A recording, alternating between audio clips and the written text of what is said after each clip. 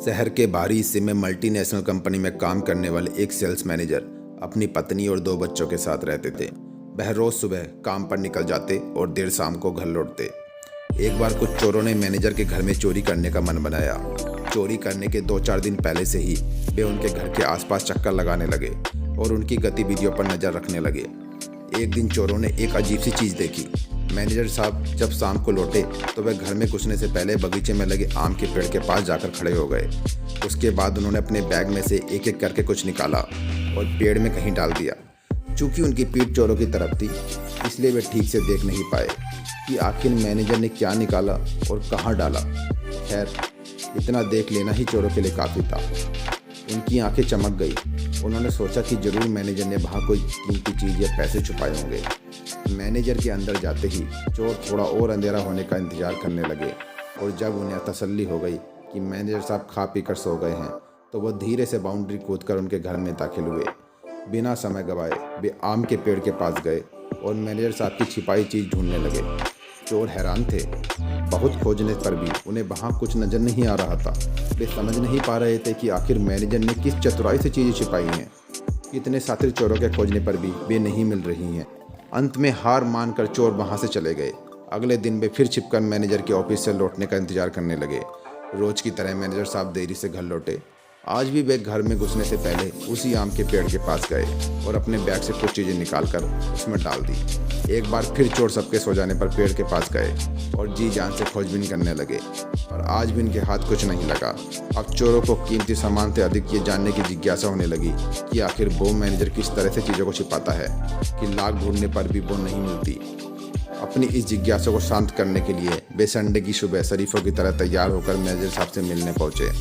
उनका लीडर बोला, सर देखिए, बुरा मत मानिएगा, दरअसल हम लोग चोर हैं।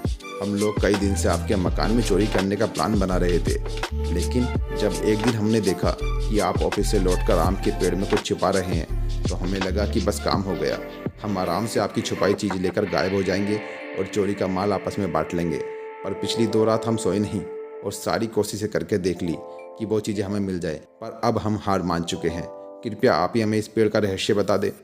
उनकी बातें सुनकर मैनेजर साहब जोर से हंसे और बोले, अरे भाई, मैं वहाँ कुछ नहीं छिपाता। फिर आप रोज़ शाम को बैग से निकालकर वहाँ क्या डालते हैं? लीडर ने आश्चर्य से पूछा।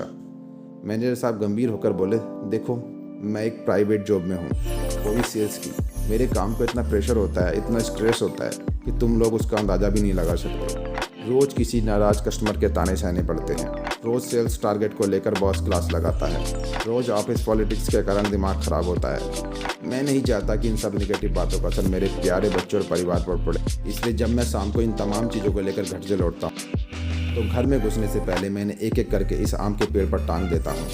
कमाल की बात यह है कि जब मैं अगली सुबह इन चीज़ों को पेड़ से उठाने जाता हूँ तो आधी तो पहले ही गायब हो चुकी होती हैं, यानी मैं उन्हें भूल चुका होता हूँ, और जो बचती हैं मैं उन्हें अपने साथ ले जाता हूँ।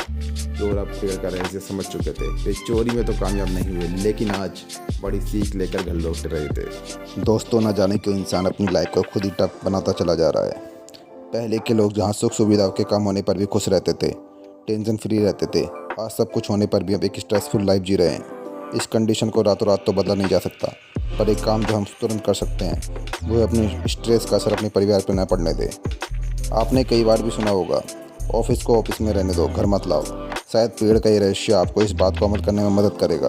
तो चलिए अपने आप से एक वादा करिए कि आज से आप भी बाहर के टेंशन को घर में एंटर नहीं करने देंगे और ना ही उसका असर अपने बिहेवियर पर आने देंगे।